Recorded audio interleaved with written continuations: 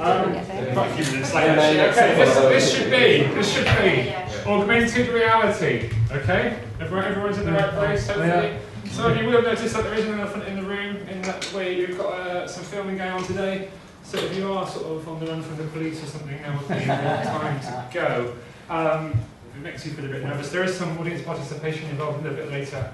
Hopefully, you guys can get involved. And if it makes you nervous coming up on stage, as it were, then it makes me feel even more nervous doing it the whole time. Okay, so I'm going to crack into it. I love reality. I do love reality. And reality is all well and good. But I think we can make it better. I think reality's been missing something.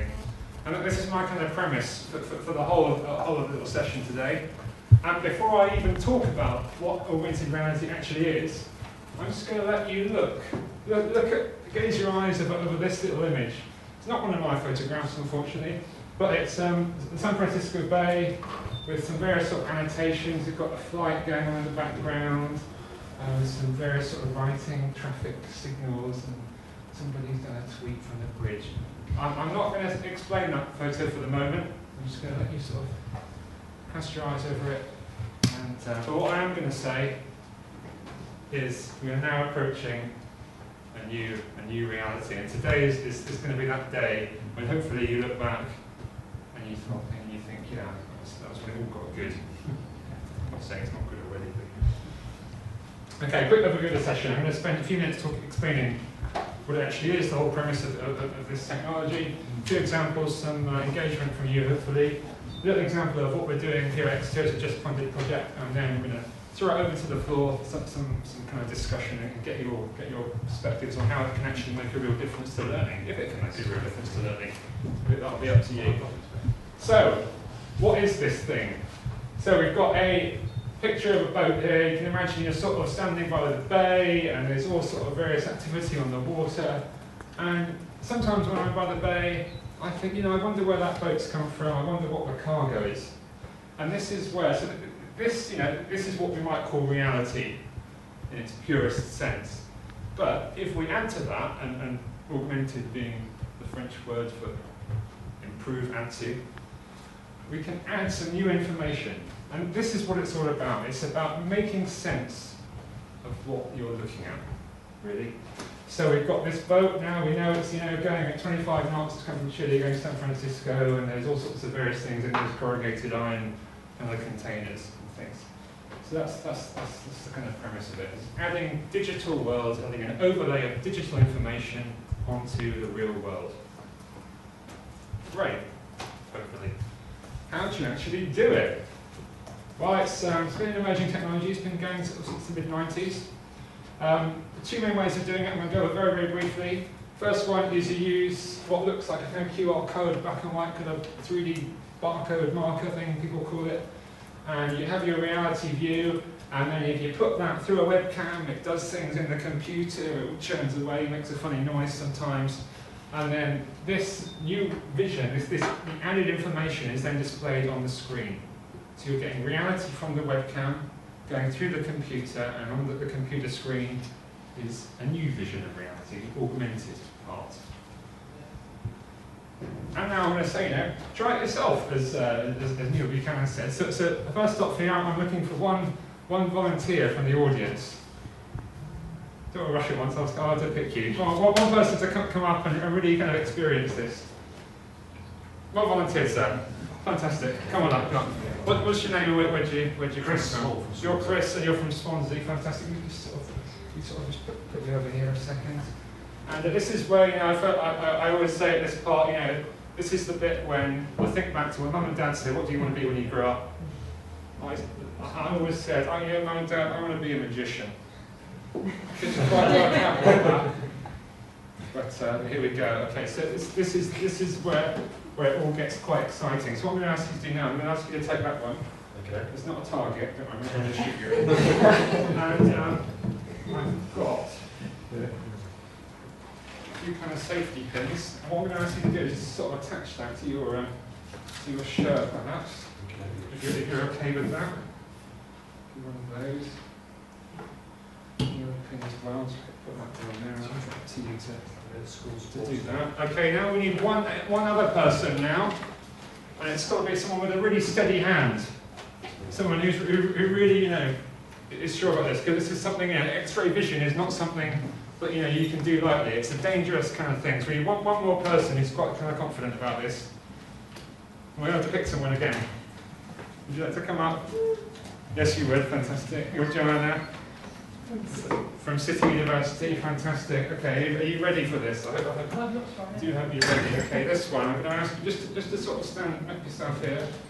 And what I'm going to do is just to hold this little bag over just in front of Chris.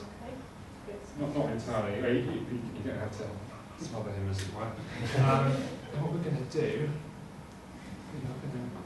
Just get out this little vision of reality. In fact, I'm just going to move this table a little bit further forward. There we go. And of course, in any magic trick, there's one thing that is absolutely essential to any magic trick. I've got it.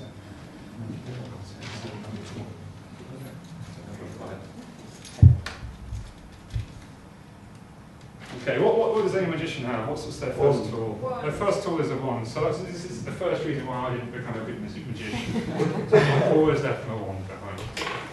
It's a shame. Okay, now, what we're going to do now, you're okay there, just holding that up. It's really important you hold that up. I'm just going to make this kind of full screen to really get the effect of it. So has anybody here ever trained in the medical profession before? No training? Okay. Anybody had X-rays, things like that? I live with a medical student. You live with a medical student, okay. Great, let's just make this full screen if we're going to know how to do it. F11, it all breaks. Okay, now, everyone's going to count, 1, 2, 3, and then on the 3, you're going to pull that away, and then on this screen, we're going to see some real augmented reality. Okay, so we're all ready. We're going to do a countdown. All together. Okay, so we're going to start on 3. 3, 2, 1. Blow it away, blow it away. Oh my gosh! And we've got, this isn't normal. So we've got essentially your internal organs are being displayed. This isn't for the squeamish, I should have said, first of all. Internal organs are being displayed on the screen for everyone to see. And even if you just sort of move around a little bit, you can get a little bit closer to the camera. If you want, just so we can have a little closer look. And everything looks okay there, I think. I mean, I'm not a doctor, but everything looks in the right place. So, and you can see it's a really kind of responsive, and I think quite an immersive technology. I think it's quite exciting. And this is a resource that's been developed for national curriculum. And they do all the things like you can, it's a question answer thing, you hold up different markers for the right and wrong answer, and then things get shouted out to you and things like that. So this is a real-life vision of augmented reality, and that sort of gives you some of the potential of the market-based stuff. So I can ask you guys, give Joanna a applause.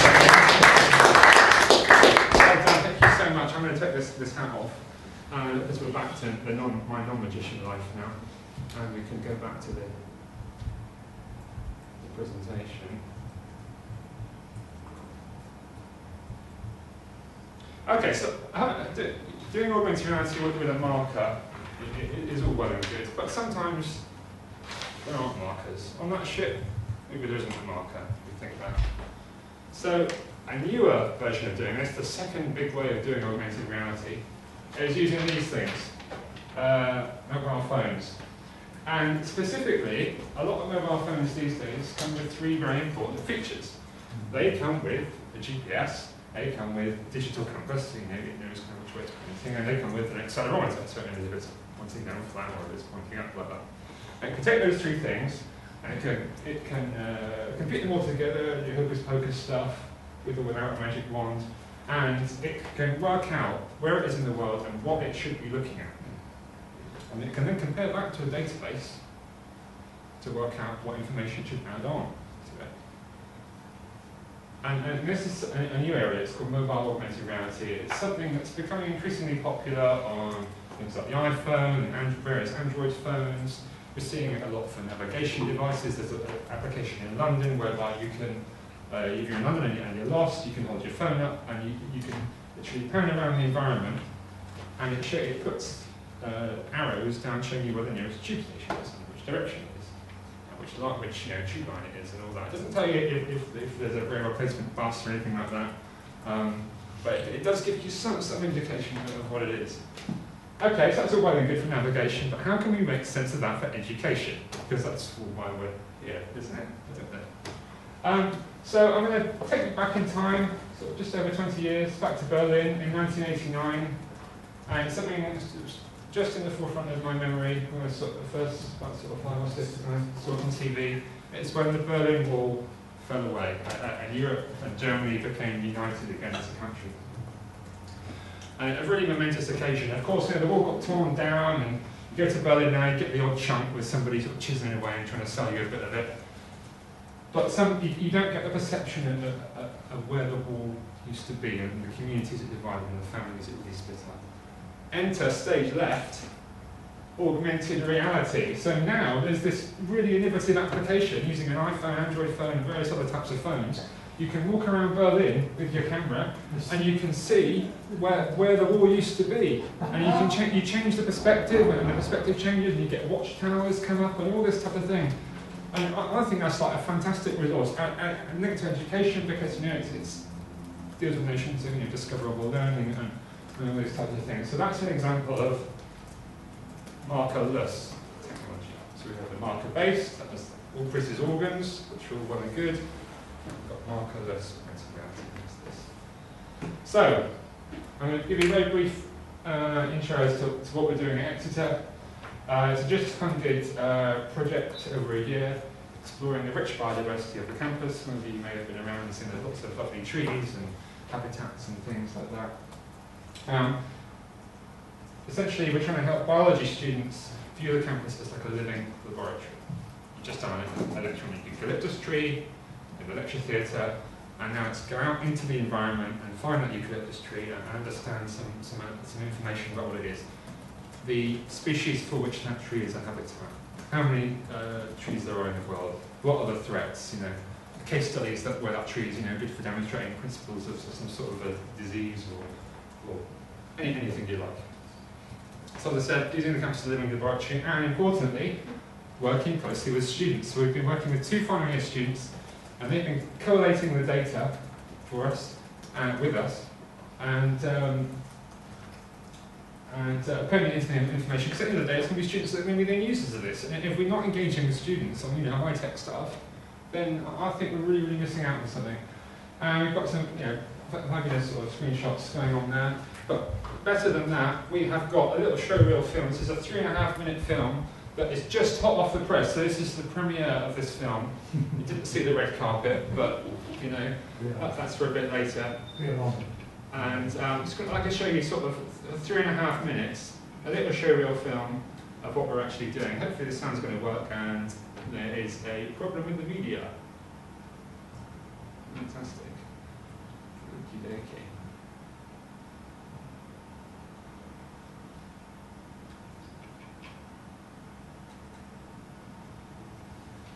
Okay, but whilst I sort of sort this out, I can get your sort of initial reactions about, how do you think this technology can be used in your context? Any sort of feedback, first of all, Sarah? Just a question really, Darren, in terms of the devices that students would then be using to access this, are you assuming that all the students have got a device that they can use to access this information?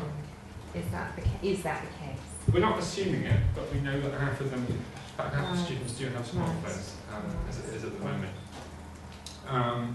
There's a sort of increasing investment in things like centrally stored devices that we've been testing out, for example, with a tablet device that we've bought in the office. But that certainly is definitely a consideration, is that not all students have the highest level smartphones. How easy was it to do the internal organ thing, to print out the stuff and have it connected to your augmented reality? That was, I'm going to answer that in a minute, because first of all, I'd like to show you this little film, and hopefully you've got some sound.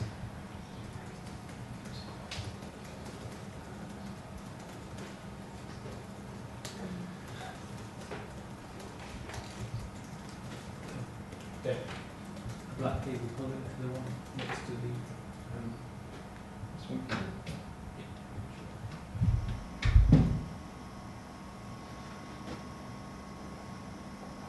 traffic.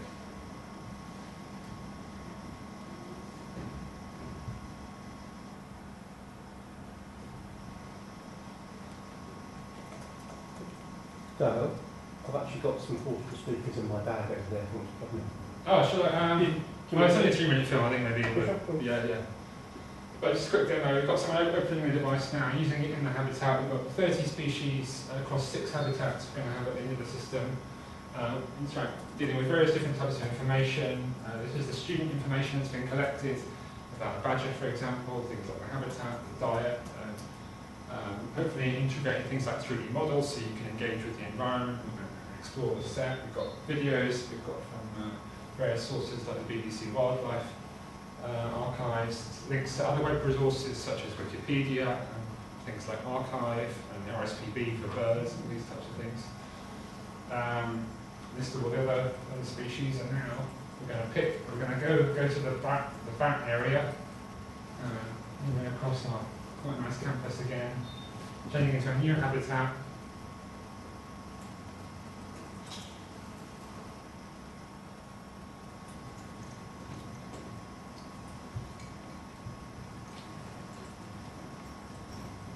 So a similar thing, lots of them can be found on campus as in-depth studies being done by the biology department, but this is also about pushing that information out into kind of a wider kind of audience so that even students who don't study biology can benefit from the work that's going on the campus itself. Another big thing, I guess, we were thinking about what information could we include. And where I think augmented reality is best is showcasing information and data that you don't normally have access to. Things like perhaps a time-lapse footage of a habitat across a season. You could have night vision footage of nocturnal activity.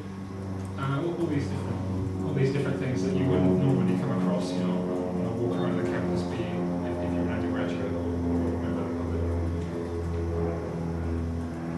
So we've got 30 habitats across 6 distinct habitats, things like woodlands, semi-natural grasslands, pond life, wetlands, things like that. We work across 4 major smartphone platforms. That's the iPhone, Android, Samsung, Barda, and Nokia Symbian. And we're launching it in June. And I think it's a really immersive and engaging resource. Supports solutions of discoverable learning and discovery-based learning. Open access resource, so we're focusing on 3 distinct audiences for each of the data. We've got undergraduates, the general public, and information for primary school children as well. So that'll be much more pictorial, focused on activities. Go to this point, find a fir tree. Can you find fir cones in this area? Really, really targeted for that area. More information on our blog, which I can't get back, but yeah, and we've got a Twitter site as well. So that's kind of a brief kind of showcase of what we've been able to do with JISC's support. And what I'd like to do now is I would like to formally push it over to the discussion section in just the last few minutes we've got. And, so we've got sound now.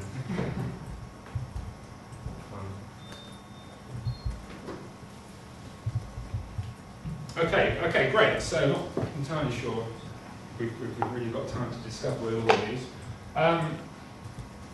So we have one question from you, Chris. How do you do the marker-based? Yes, that particular one. This one, yeah. This is something not developed by us, so we can't claim credit for it. This is something whereby you print out the marker on a website, and then you go to a Flash-based website. So it works in the browser. Plug in your webcam. It pops up. Do you want to allow this website access to your webcam? And you say yes, and then you just get your website with a view from the webcam, and you walk in front of it. So you didn't create the overlay was created by somebody else? No, this isn't created by us, this is just a demonstration tool. It's basically a barcode, just think of it as a barcode.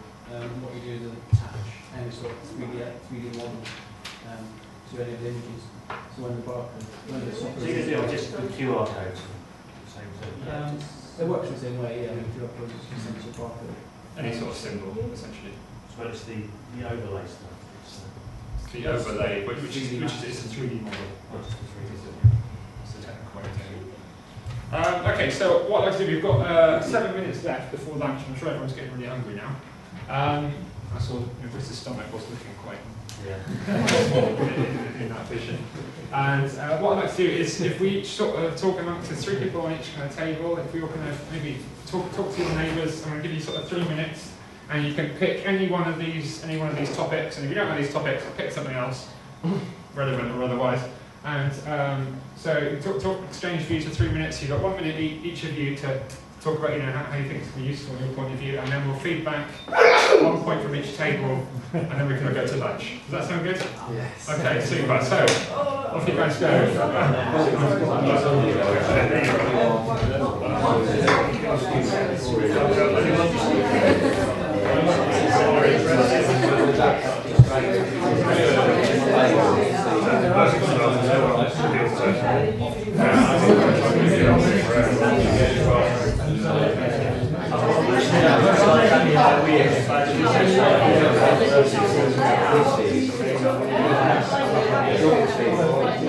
I think it simply adds to the array of results. It's not, you can't say, right, we're doing this, or else.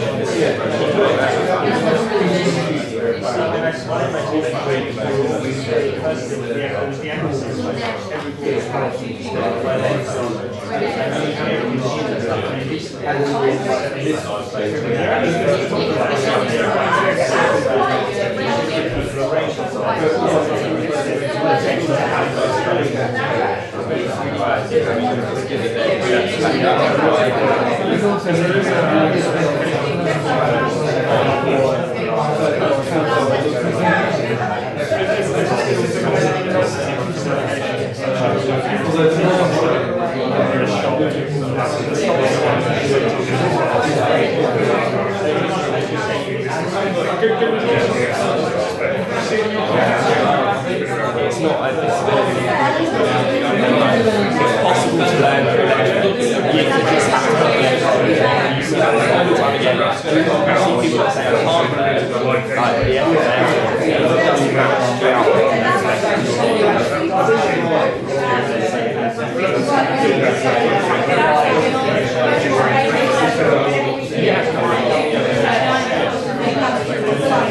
possibly, yeah, so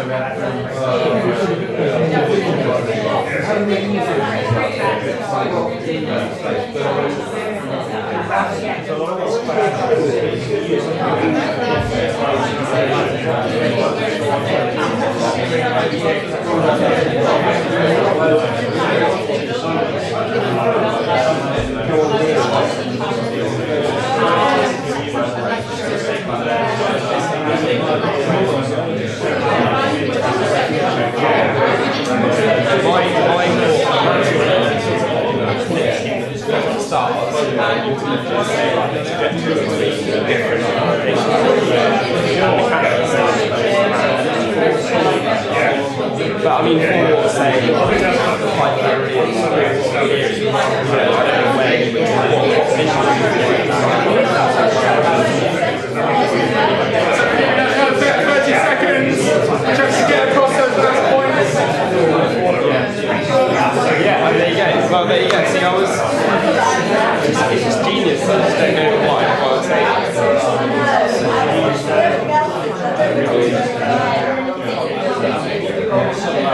You can't see it. You can't see why. And then patch that. You can have the first one. To wrap things up there, friends. To wrap things up there is time to talk about this more at lunch, but I just want to get sort of a few kind of main points, burning points, one from each table. So, you know, anyone want to jump in first? How can you use it in your context? How does it fit with learning styles, or what benefits to working with students in terms of making it a resource? Any points out there? I think we were sort of seem to be interested in a slightly more pragmatic point about the sort of the cost and the how labour intensive it is to set it up. Basically, if it's a major kind of overhead for lecturers and academics to get involved in the process of establishing a trail or whatever, how much time have they got to invest? You know, pragmatically, it's a great idea, but it takes. Yeah, and how changeable the contexts are. So in other words, taking it as a kind of OER type format. If you establish a biology trail around the campus, could you then use the same markers and go to a different database and turn it into something completely different, something to do with map references or whatever. Yes, that's a how good answer to that. transferable they are, Yeah. and how much flexibility there is. Great, okay, I'm not going to answer these specifically, I just want to get sort of as much feedback as we can. Was there one point? Yeah, what I've been learning from Jonathan and experiencing here today is that a benefit of working with students is they're much, much better ambassadors for new ways of doing things than anybody else could possibly be. Super. Other points, Simon? Joanna just raised a good point about getting academics on board. And obviously, a lot of people struggle to use simple things like the BLE. So having something like augmented reality on board, how do you think that might, how do you think might tackle that? Because that's also an issue. Staff sort of perspective towards training Yeah. involved. And Benefit of this is I don't have to answer the points. I'm just going to sort of push them out there. We'll talk about them more over lunch. We get one more point. If you've got kinesthetic learners, it's absolutely brilliant. But our only concern is that they then become overwhelmed with walking around, Yeah.